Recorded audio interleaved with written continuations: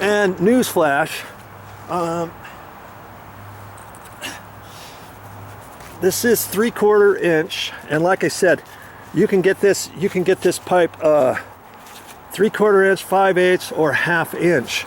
And so see, this coupling is actually going to fit on the inside of this pipe. See?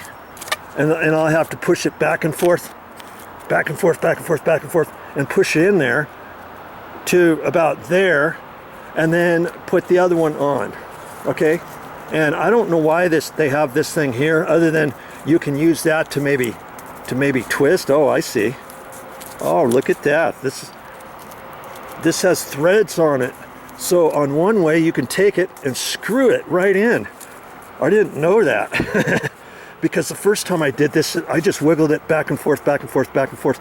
Once you get one side on, you're not going to be able to screw the other side on. You just take it and then just walk it back and forth and shove it in. Maybe put a little bit of water, spit on the other pipe to get it to slip in there. You see what I'm saying? And that's how you end up using these. This one just happens to be for the 3/4 inch pipe. For 5/8 and 1/2 inch, you don't have them like this. It's not a coupling like this. It's an actual coupling that fits on the outside, and then it's got a little goodie that dips in on both ends, and it fits on the outside of the pipe. Why do they don't make one of those for 3/4 inch when they make them for 1/2 inch and 5/8 is beyond me. This one, for 3/4 inch, you use this, okay? And they do have them, but don't just make the assumption that you have 3/4 inch, because hey, this house is 24 years old. This says 3/4 inch. My mother's house is 24 years old, and the landscape guy decided to use 5/8.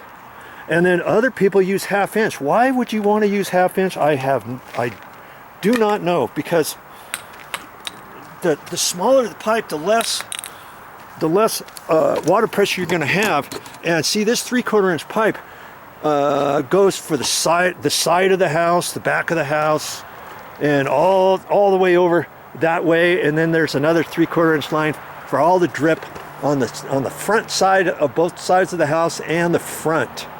Okay, and that's it.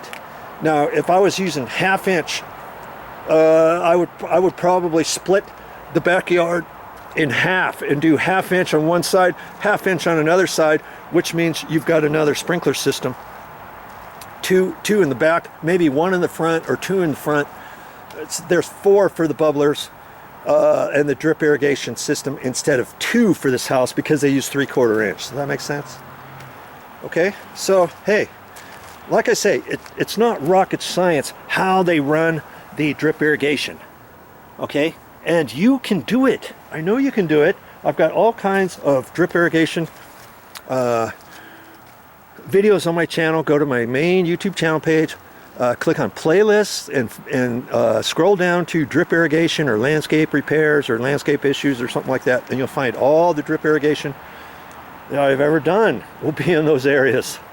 Okay, and I'll put this one in there too.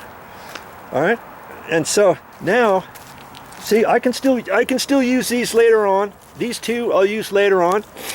This one bubbler here, I could still use it if the bubbler still works. I just pull that end off, and then I can put a different coupling on there, or I can choose not to use those at all if I don't want. You know, and after I get this in, it's getting winter. This thing doesn't have any other water, so once I hook this up, could I decide to maybe put one of those or put 2 of those together, let's say, and run it longer over to there, so this one at least has water on it for one. And if I didn't have any couplings, I could take this end off, and that's one coupling. Okay. Oh no, look, that's a cap. Somebody put a cap on there, and the piece that it pulled off was the coupling. So see, I could, if I pull that off carefully, there's a coupling. Okay, so, and this other one has the dripper on there, so that end is a coupling. So I just take the one coupling, poke it back in, take the cap off, and hook that coupling on there, and then I can extend these two to make a longer one from way over there, so at least this plant gets one. I don't even have to go to the store get anything. And usually what I do is I've got a bag of goodies in the garage for drip irrigation. I got my little tool that punches the hole. I got little end caps. I've got the bubblers. I've got couplings. I've got 1/4-inch tubing and all that kind of stuff. Every time I work on the sprinklers, I get other parts, and I can fix pretty much whatever I need to do with the parts that I have without going to the store. This time I had to go to the store to get one of these, and I was smart. This time I went ahead and bought 2 of these. I only need one, and I'll leave one in my bag for later on down the road. You never know if I'm going to need it, especially if I'm going to be redoing everything here. Lots of these plants we're going to pull out still. I still don't have the game plan exactly. One step at a time. When you're doing things on your own, you do one step at a time. This had all kinds of junipers here. I jerked those out and had some other plants there. I pulled those out. I just used my hammer. I used my hammer, and I used my cutters, and I had some other big cutters. That's how I pulled out all this stuff. You can't use picks every little bit. I'm hitting these rocks. All these rocks were down underneath around everything, and every time I would dig out, I would hit a root or I'd hit a rock. So no sense getting a pick or anything like that, because I kept hitting stuff. I just slow and go. I've used my hammer, I use that, I use my putty knife, I use some other stuff. You just go one at a time, one thing at a time. So see, I'm only concentrating on this area now, right? So I'm going to dig the dirt out, get the dirt pushed back over. I got a little shovel in the garage too. I'll get the little shovel out too and stuff, and I'll get the roots exposed, probably all the way over to here even. I'll get all that exposed and figure out exactly what I want to do next.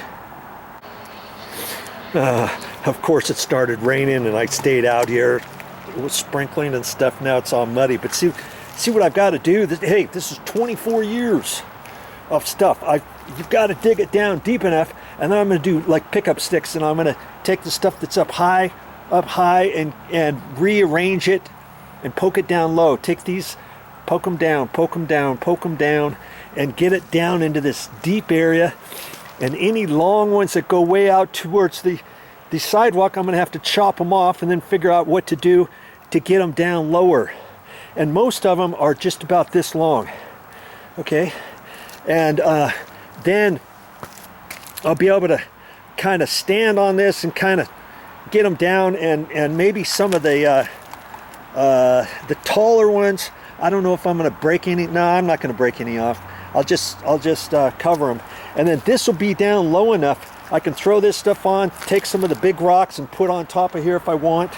All this stuff came out from here, and then put the dirt back in before I do my pipes, and the pipes will set on top of there. And I showed you how I was going to do it with this. Okay, my battery's running out, and I may not. Oh, I only have 1 minute left on my SIM card, but you get the idea, and I hope you learn something from this video. We're saving this tree, we're fixing the sprinkler pipes, and we're using this little thing right here for the 3/4 inch, and it works out really good, and we'll get it all fixed. Hey, if I can do it, you can do it.